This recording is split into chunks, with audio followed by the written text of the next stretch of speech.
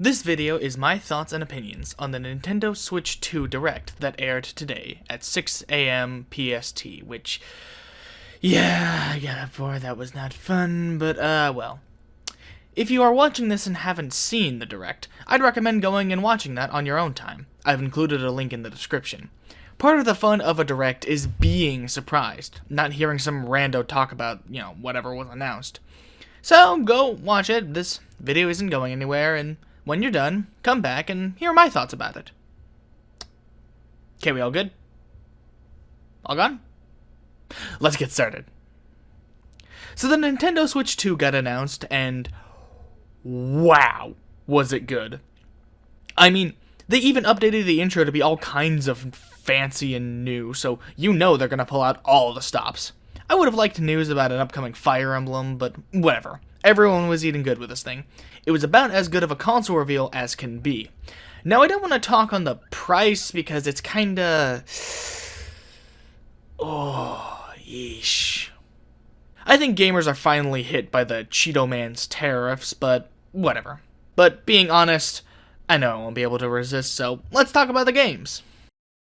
The presentation opened with Mario Kart 9, and wow. Wow, it looked good. I was a bit sad about the alternate outfits being gone, like the biker princesses when they're on the ATVs or motorcycles, but it looks like now everyone's getting alternate costumes when you get power-ups, so that's fun. Having 24 people in a single race sounds like the most insane, unfun garbage in existence, and I cannot wait to experience it, as well as all the cool trick stuff.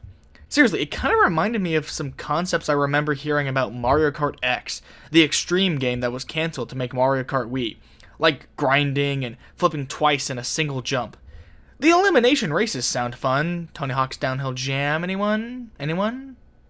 Please not just me, please. Was not expecting to be able to play as a cow or DS Airship to come back, but overall it all looked great. Turning Mario Kart into the crew is a weird idea, but one I can get behind the wheel of. Having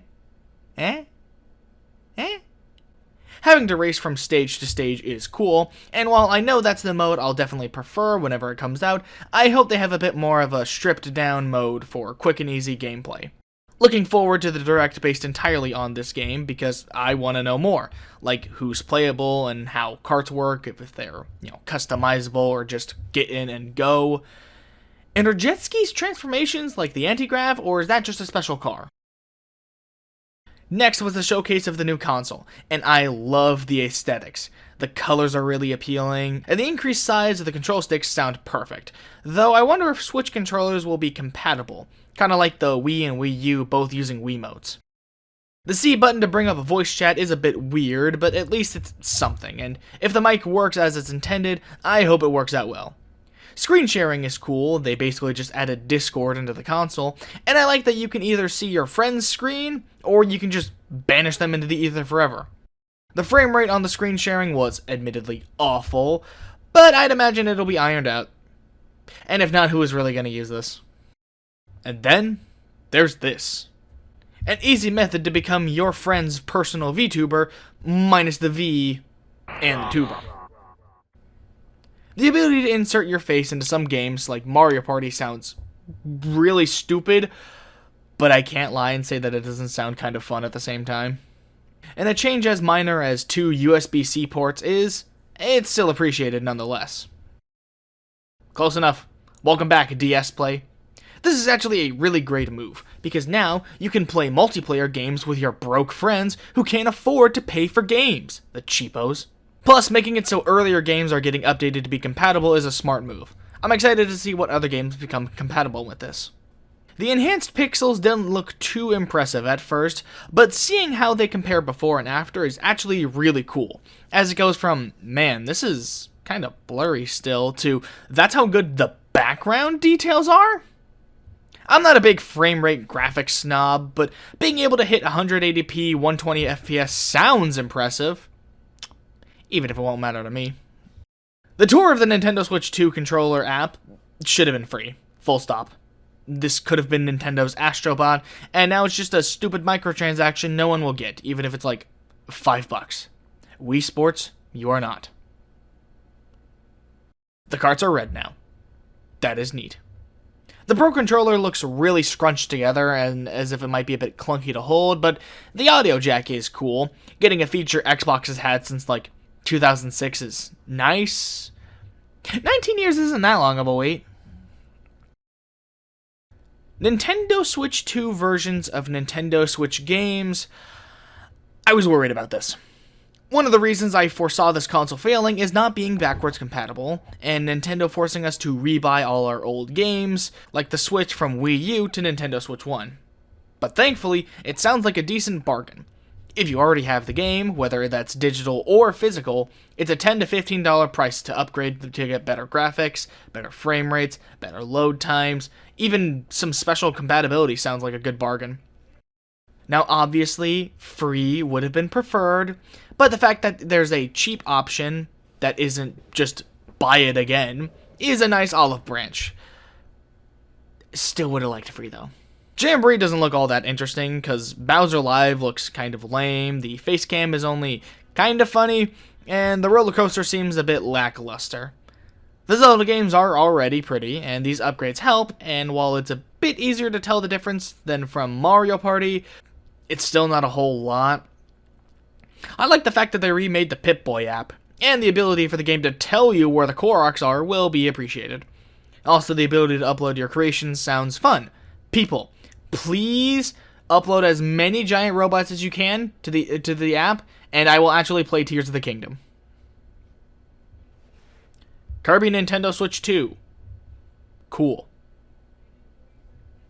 Metroid Prime 4 being on both consoles is nice because we've been waiting for it for a long while. And being able to use your Joy-Cons as mice means that PC gaming is officially dead. We've won. Pack it up. Pokemon ZA is still Pokemon ZA. Still probably going to pick it up. Now on to the partner showcases. Elden Ring is awesome, and I'm really happy for FromSoft gamers. I'm not one of them, but I can still say it's cool. Hades 2 is neat. Street Fighter 6 is interesting. I don't really know why it's being released twice, but hey, more amiibos. Someone is ungodly mad about this. Split Fiction isn't my thing, but it looks cool regardless. Honkshu, literally who cares about EA Sports games. Hogwarts Legacy looks fun. The mouse controls might add something unique, but again, not my thing. Hearing Tony Hawk's sound effects brought me a wild amount of nostalgia. I played so much Downhill Jam. And yes, of course, the SpongeBob jump scare got me. I also have no idea who any of these people they are highlighting are, but hey, cool. Hitman sounds like a decent deal. 3 games for 1 price. And while I didn't appreciate the bullet POV, a new James Bond game sounds cool. Even if it's just a remake of GoldenEye like I think it is. Bravely Default is cool. I meant to pick it up back on the 3DS, but I just never got around to it. So having another opportunity to try it out is nice. Kiryu-chan! Hyrule Warriors 2. I don't really know when it's taking place. From what I know about Tears of the Kingdom, Link passes out again for like another 100 years. Meanwhile, Zelda was fighting a war against the resurrected Ganondorf, and I think that's when this game takes place. I worry that the game won't do so well if the only recognizable character is Zelda and maybe the main bird dude, but we'll see. GameCube emulation! Finally! The library is very small at the start, but you know what? I don't care. Wind Waker is a based game. Soul Calibur 2 I don't really care much about, but hey, getting to play a real fighting game with Link is cool. And F-Zero GX is the most acknowledgement the F-Zero fans have gotten in a while. At least it's something. The roster of upcoming games is very enticing, especially Path of Radiance. Just give it to me already, or a remake, please, give it to me! I played Deltarune Chapter 1 when it dropped, but got so bored waiting for Chapter 2, I entirely fell off. I'm happy for its fans, but whatever, not my thing anymore. Ew, Randy Pitchford. I still prefer Civ 5. Well, I would if Microsoft hadn't bricked my game because of anti-cheat, again proving why anti-cheat is stupid. But I've also heard the game is just genuinely bad. especially the UI, but I really don't know what could have been the difference between Civ 6 and Civ 7 bug testers. Whatever. More EA garbage, more customers for them to siphon money out of with microtransactions, the filth. This random child labor game will only be remembered for absolutely breaking the stream, something they desperately tried to fix. I could care less about the game, but yeah, it's just really funny that this is the game that broke the stream. I still refuse to support Cyberpunk after they led players on for years about how amazing and stable and choice-driven Cyberpunk is, and then half the people who played it couldn't, and the other half, the most important choice was which genitals they couldn't see they wanted. Suck a fart, CD Projekt Red. Final Fantasy VII. Okay. Also, Silksong? It's real? I thought it was just a joke. I thought that this wasn't even like a real game, just something that the fans had deluded themselves into thinking was real. But then they just casually show it off, like just for 3 seconds. I don't even play Hollow Knight, but even I'm losing my mind. Real Puyo gamers, rise up. It is absolutely time to Puyo all over everyone else. So when I first saw this, I was assuming From Software was making a Jesus sort of game. You know, because of the bloody hands with the hole in them. And then I thought it was Bloodborne, but, whatever. It's a new thing. Looks cool, but as stated previously, not a big Soulsborne Kiro Ring guy. My timer does not suit them at all. The following is a dramatic reenactment. Great, new Kirby game. Just what we need. Like I'm not mad, they're quality, but I just... Air Ride Remaker sequel, holy crap, oh my god, Wagon, Wing, my babies are back, oh my freaking god, thank you, Sakurai! So I might be a little excited for that. The new Donkey Kong game looks fun, and honestly, really impressive graphically and, you know, performance-wise. The way the game handles the destruction and environment looks really impressive. I just wish I could say the same for DK. Look, don't get me wrong, it worked in the movie. It's just, this is such a timeless design. He's basically gone unchanged for 20 freaking years. And to see it go, it's just sad. Still looks fun though, I can't deny that, but yeah. So long, Rare DK. We knew you so well. And yeah, I'm gonna talk about the prices. On one hand, I like and don't like that. $450 is a heavy price for a new console, especially when the first Nintendo Switch was only $299, but it's still cheaper than the disc PS5 and is portable, and from what I know is only slightly worse performance-wise. Plus, $500 with the game is still the same price as the PS5 without any game, but while the console price is heavy and swallowable, the games are less so. $70 is something I did not want the industry to move to, but I can swallow it if it means Nintendo won't be dipping into microtransactions and battle passes and FOMO. The fact that EA games are $70, upwards of $120 if you want to get the special editions with useless garbage for a single game filled with $80 transactions within, that is horse crap.